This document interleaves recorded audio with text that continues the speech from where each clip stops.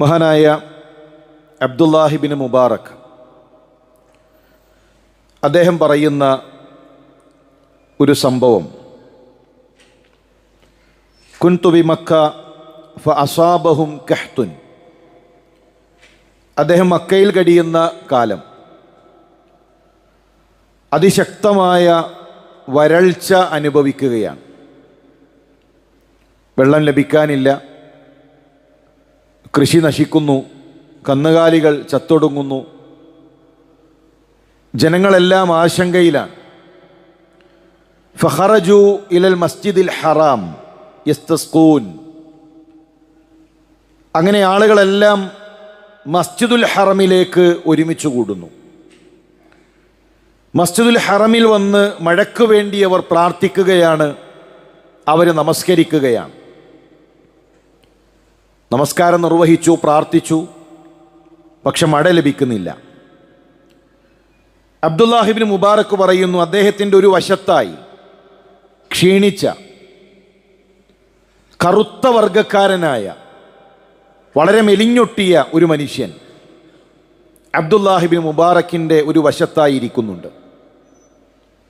ഫഖാൽ, ആ മനുഷ്യൻ പറയുന്നു, അല്ലാഹുമ്മ അല്ലാഹുമ്മ, അല്ലാഹുവേ അല്ലാഹുവേ, ഖദ് ദഅൗക ഫലം തുജിബുഹും. അല്ലാഹുവേ, ഇവർ നിന്നോട് പ്രാർത്ഥിച്ചിരിക്കുന്നു, നീ അവർക്ക് ഉത്തരം നൽകിയിട്ടില്ല, നീ മഴ വർഷിപ്പിച്ചിട്ടില്ല. ഇന്നി അഖ്സിം അലൈക് അൻ തസ്ഖിയനാ. അല്ലാഹുവേ, നിന്നെ സത്യം ചെയ്തുകൊണ്ട് ഞാൻ പറയുകയാണ്, നീ ഞങ്ങൾക്ക് മഴ നൽകണം, മഴ വർഷിപ്പിക്കണം. അദ്ദേഹം പ്രാർത്ഥിച്ച് അധിക സമയം കഴിഞ്ഞിട്ടില്ല. ഫവല്ലാഹ്, അബ്ദുല്ലാഹിബ്നു മുബാറക് പറയുകയാണ്, അള്ളാഹു തന്നെയാണ് സത്യം. അദ്ദേഹം പ്രാർത്ഥിച്ചു കഴിഞ്ഞു, ഉടനെ ശക്തമായ മഴ പെയ്യുകയായി. ആ കറുത്ത വർഗക്കാരനായ മെലിഞ്ഞൊട്ടിയ ആ മനുഷ്യൻ, അയാൾ അബുദാണ്, അടിമയാണ്. അവിടെ നിന്ന് നടന്ന് അദ്ദേഹം പതുക്കെ പുറത്തേക്ക് നീങ്ങി. അബ്ദുല്ലാഹിബ്നു മുബാറക് ആ മനുഷ്യനെ അനുഗമിച്ചു. അദ്ദേഹം ഒരു ധാന്യ കച്ചവടക്കാരൻ്റെ വീട്ടിലാണ് എത്തുന്നത്. ആ വീട്ടിൽ അദ്ദേഹം പ്രവേശിച്ചു. സമയം രാത്രിയായി. ആ വീടിനൊരു അടയാളം വെച്ച് അടുത്ത ദിവസം അബ്ദുല്ലാഹിബ്നു മുബാറക് കൈകളിൽ ദീനാറുമായി സ്വർണ്ണ നാണയവുമായി ആ വീട്ടിലേക്കെത്തി. ആ വീടിൻ്റെ പുറത്ത് ഒരു വ്യക്തി നിൽക്കുന്നുണ്ട്. അയാളോട് ഈ വീടിൻ്റെ ഉടമസ്ഥനെ ഒന്ന് കാണിച്ചു നൽകുമോ എന്ന് ആവശ്യപ്പെട്ടു. ആ വ്യക്തി പറഞ്ഞു, ഞാനാണ് ഈ വീടിൻ്റെ ഉടമസ്ഥൻ. എങ്കിൽ നിങ്ങളുടെ ഒരു അബദിനെ, ഒരു അടിമയെ വാങ്ങാൻ ഞാൻ ആഗ്രഹിക്കുന്നുണ്ട്. ആ അടിമയെ എനിക്ക് കച്ചവടം ചെയ്യണം. ആ ഉടമയുടെ മറുപടി, എനിക്ക് 14 അടിമകളുണ്ട്. അബ്ദുല്ലാഹിബ്നു മുബാറക്, നിങ്ങൾക്കതിൽ ഏത് അബദിനെ വേണോ അതിനെ നിങ്ങൾക്ക് തിരഞ്ഞെടുക്കാം, ഓരോരുത്തരെയും ഞാൻ കാണിച്ചു നൽകാം. ആ 14 പേരെയും കാണിച്ചു കൊടുത്തു. ആ 14-ൽ ഇദ്ദേഹം ഇന്നലെ കണ്ട മെലിഞ്ഞൊട്ടിയ കറുത്ത നിറമുള്ള ആ അബദ്, ആ അടിമ ഇല്ല. ഫഖുൽതു ലഹു ബഖിയ ഷൈഉൻ. അബ്ദുല്ലാഹിബ്നു മുബാറക് അദ്ദേഹത്തോട് ചോദിച്ചു, ഇനി വല്ലവരും ഉണ്ടോ?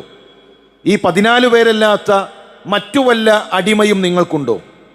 ഫഖാൽ, ആ മനുഷ്യൻ്റെ മറുപടി, ഗുലാമുൻ മരീദ്, രോഗിയായ, പ്രത്യേകിച്ച് ഒന്നിനും പറ്റാത്ത രോഗിയാണ്, അവശനാണ്, ദുർബലനാണ്. അങ്ങനെയുള്ള ഒരു അടിമ കൂടെയുണ്ട്. അദ്ദേഹത്തെ ഒന്ന് കാണിച്ചു നൽകുമോ? അദ്ദേഹത്തെ കാണിച്ചു കൊടുത്തു. ഫഇദാ ഹുവൽ അസ്വദ്. ഇന്നലെ കണ്ട, ആ പ്രാർത്ഥിച്ച ആ കറുത്ത അതേ മനുഷ്യൻ, രോഗിയാണ്, അവശനാണ്. എനിക്ക് ഈ വ്യക്തിയെ നിങ്ങൾ വിൽക്കണം. ഹുവലക യാ അബ അബ്ദുറഹ്മാൻ. ഓ അബു അബ്ദുറഹ്മാൻ, നിങ്ങൾക്ക് ഈ അബദിനെ വില കൊടുത്തു വാങ്ങാം, നിങ്ങൾക്ക് സ്വീകരിക്കാം. 14 ദീനാറു നൽകി കച്ചവടം നടന്നു. 14 ദീനാറിന് ആ അബദിനെ അബ്ദുല്ലാഹിബ്നു മുബാറക് വാങ്ങി അദ്ദേഹം തിരിച്ചു നടക്കുന്നു.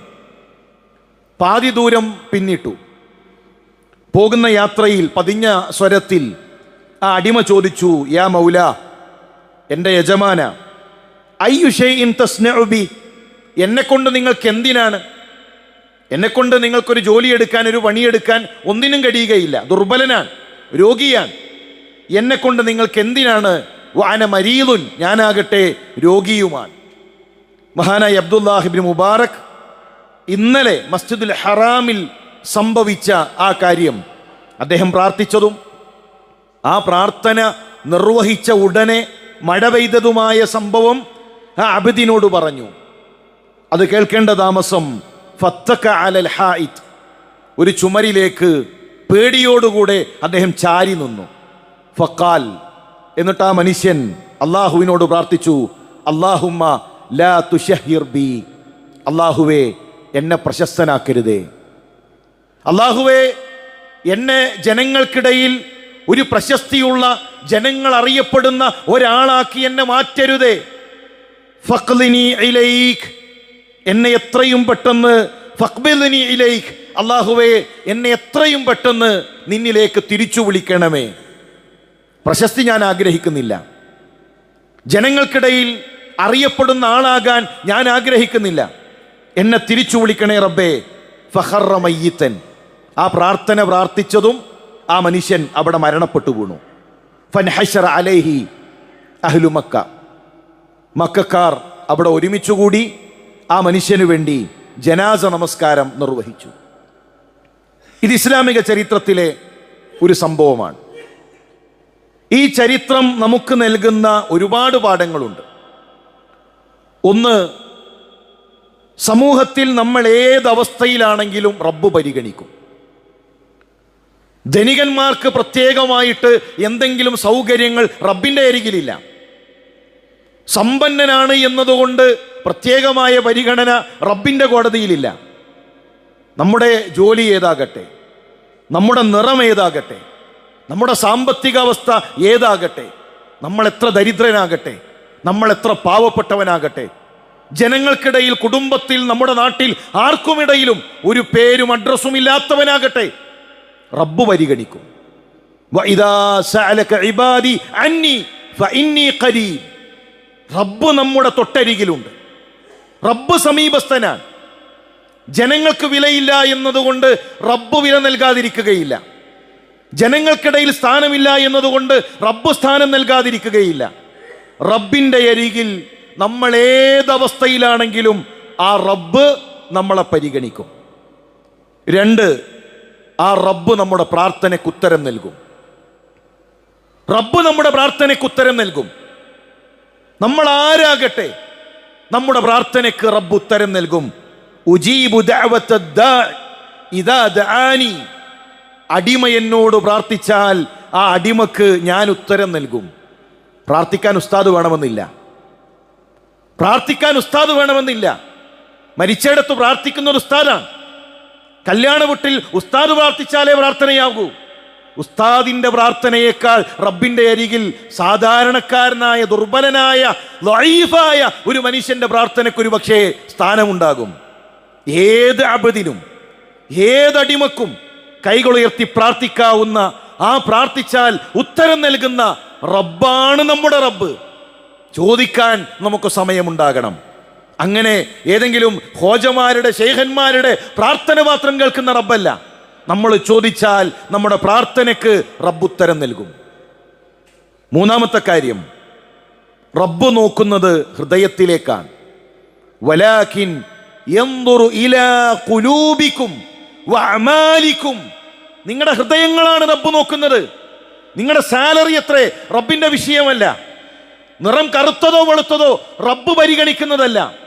തടിച്ചിട്ടാണോ മെലിഞ്ഞിട്ടാണോ, അതിസമ്പന്നനാണോ ദരിദ്രനാണോ, ഇതൊന്നും റബ്ബിന്റെ അരികിൽ പരിഗണനീയമല്ല. റബ്ബ് നോക്കുന്നത് ഹൃദയമാണ്.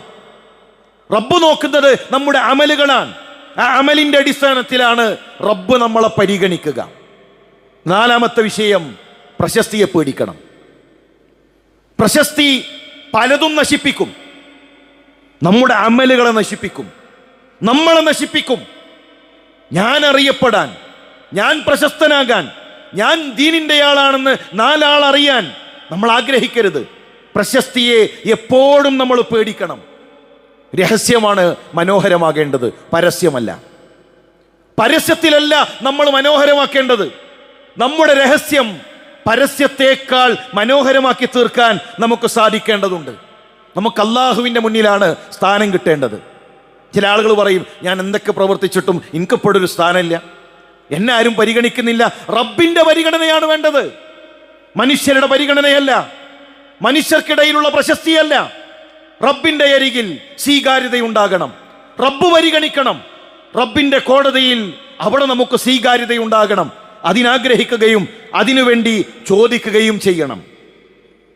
അഞ്ചാമത്തെ കാര്യം, ഒരാളെയും നിസ്സാരവൽക്കരിക്കരുത്. ഒരു മനുഷ്യനെയും നിസ്സാരവൽക്കരിക്കരുത്. ഏതൊരാളെയും പരിഗണിക്കാൻ നമുക്ക് സാധിക്കണം. യാ അയ്യുഹന്നാസ്, മനുഷ്യരെ, ഇന്നാ ഖലഖനാകും മിൻ ദഖരിൻ വ ഉൻസ, ഒരാണിൽ നിന്നും പെണ്ണിൽ നിന്നുമാണ് നിങ്ങൾ. വജഅൽനാകും ശുഊബൻ വ കബായില ലിതആറഫു, തിരിച്ചറിയാനാണ് നിങ്ങളുടെ ഗോത്രം, നിങ്ങളുടെ വീട്ടുപേർ, നിങ്ങളുടെ തറവാട് പരസ്പരം തിരിച്ചറിയാൻ.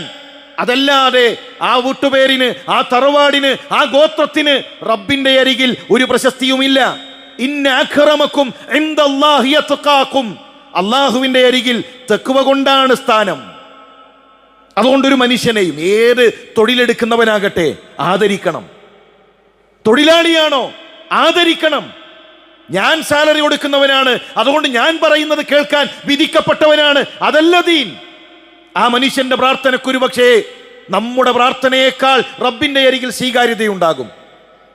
ആ മനുഷ്യന് നമ്മളെക്കാൾ അള്ളാഹുവിന്റെ അരികിൽ സ്ഥാനമുണ്ടായിരിക്കും. ഏതൊരു മനുഷ്യനെയും പരിഗണിക്കാൻ, ഏതൊരു മനുഷ്യനെയും ആ രൂപത്തിൽ ബഹുമാനിക്കാൻ നമുക്ക് സാധിക്കണം. ചില ആളുകളുണ്ട്, പലപ്പോഴും ദീനി രംഗത്ത് പ്രവർത്തിച്ചു തുടങ്ങിയാൽ പിന്നെ എല്ലാവരെയും നിസ്സാരവൽക്കരിക്കലാണ്.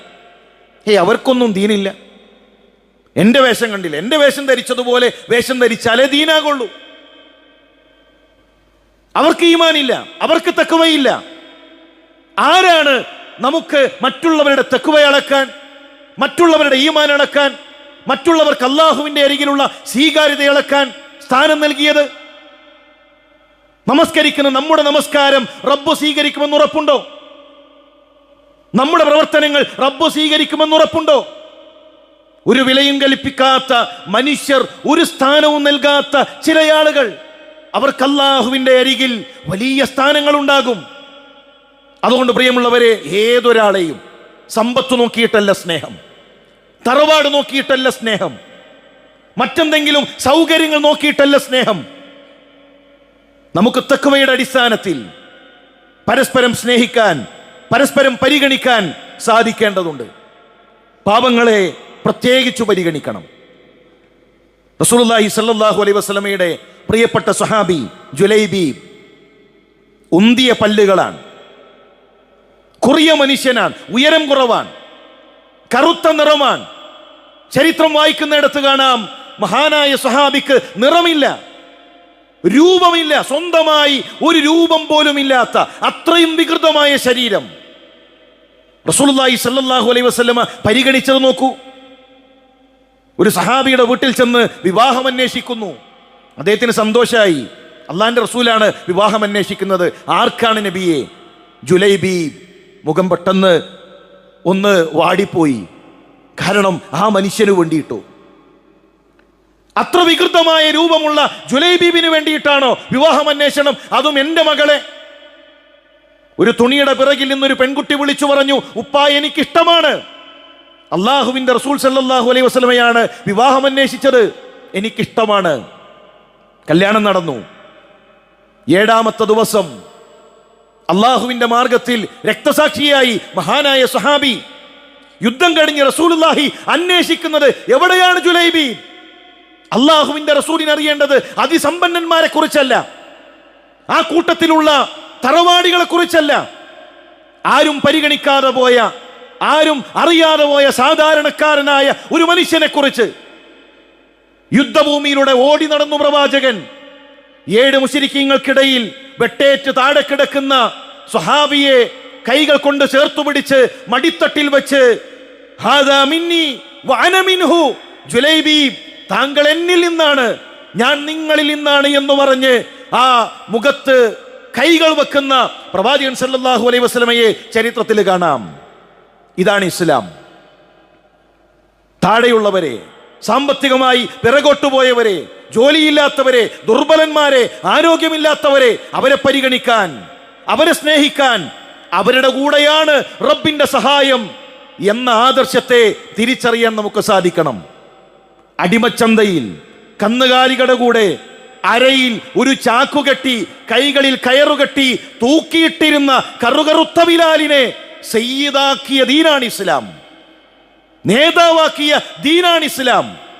മക്കാ വിജയത്തിന്റെ സമയത്ത് കാബയുടെ മുകളിൽ കയറി ആരു ബാങ്കുലി മുടക്കണം എന്നതിന് തർക്കമുണ്ടായിരുന്നില്ല. അവിടെ ഉസ്മാൻ ഇബ്നു അഫ്ഫാൻ ഉണ്ട്, അബ്ദുറഹ്മാൻ ഇബ്നു ഔഫ് ഉണ്ട്, അതിസമ്പന്നരുണ്ട്, തറവാടികളുണ്ട്, നേതാക്കന്മാരുണ്ട്. റസൂലുള്ളാഹി സ്വല്ലല്ലാഹു അലൈഹി വസല്ലം വിളിച്ചത് ഐന ബിലാൽ, ബിലാൽ എവിടെ എന്നാണ്. ആ ബിലാലിനാണ് റസൂലുള്ളാഹി സ്വല്ലല്ലാഹു അലൈഹി വസല്ലം അവിടെ പരിഗണിച്ചത്. എങ്കിൽ മനുഷ്യരെ മനുഷ്യരായി കാണാൻ, സ്നേഹിക്കാൻ, അവരെ ആ രൂപത്തിൽ ഉയർത്തിക്കൊണ്ടുവരാൻ, പരിഗണിക്കാൻ നമ്മളെ സംബന്ധിച്ചിടത്തോളം സാധിക്കേണ്ടതുണ്ട്. ഇസ്ലാം ചേർത്ത് നിർത്തലിന്റെ പാഠമാണ്. നിറത്തിന്റെ പേരിൽ അകറ്റി നിർത്തുന്ന വർണ്ണവെറിയുടെ ആശയമല്ല. ആ വർണ്ണവെറികളെ തച്ചുടച്ച് സൊഫിൽ കറുകറുത്ത ബിലാലിനെയും വെളുത്ത മുസ്അബിനെയും ധനികനായ ഉസ്മാൻ റളിയല്ലാഹു തആല അൻഹുവിനെയും ദരിദ്രനായ ഖുബൈബിനെയും ചേർത്ത് നിർത്തി ഒന്നിച്ചൊരേ സൊഫിൽ നമസ്കരിക്കാൻ പഠിപ്പിച്ച, സ്നേഹിക്കാൻ പഠിപ്പിച്ച ആദർശമാണ്. ആ സ്നേഹം നമ്മുടെ ജീവിതത്തിൽ ഉണ്ടാകണം. പരസ്പരം സ്നേഹിക്കാൻ, പരസ്പരം അള്ളാഹുവിന്റെ മാർഗത്തിൽ ഒന്നിച്ചു നിന്ന് പ്രവർത്തിക്കാൻ നമുക്ക് സാധിക്കണം. അള്ളാഹു അതിനുള്ള തൗഫീക്ക് നൽകി അനുഗ്രഹിക്കും.